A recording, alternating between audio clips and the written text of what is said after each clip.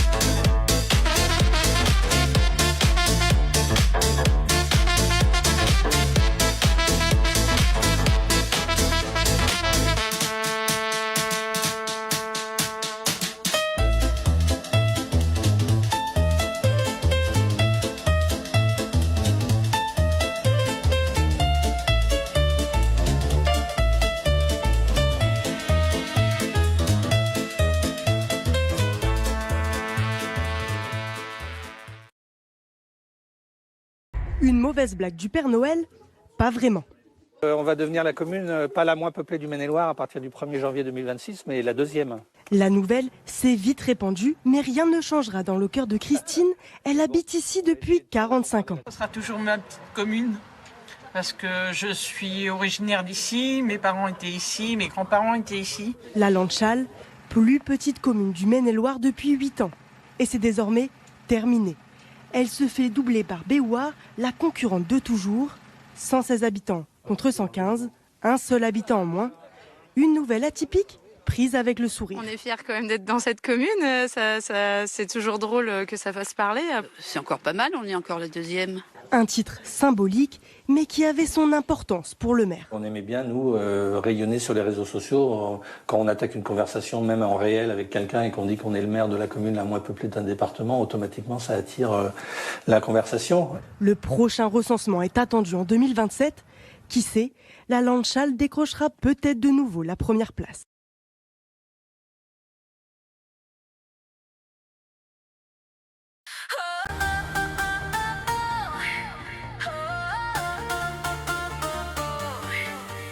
Sur les sentiers de la lande, on se laisse porter. À pied, à cheval, en VTT, liberté assurée. Le blason qui fait le tour du monde, fier et coloré. Ici, chaque pas raconte une histoire à partager. La Landchal, nature et calme dans le cœur. On rit, on bouge, on vit avec bonheur. Salle communale, lieu de rire et de chant. Boule de fort et amitié, ensemble tout simplement. Les circuits s'entrelacent entre bois et vallons. Un souffle de vent, un soleil, une chanson. Petite commune, mais grande en émotion. Chaque coin de nature nous donne des frissons.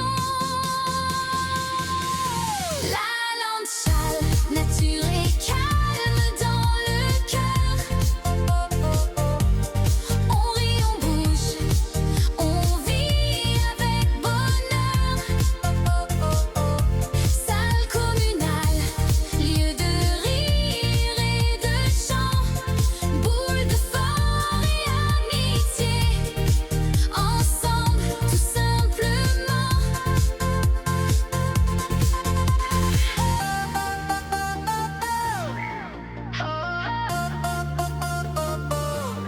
La Landchal, viens vivre notre rythme.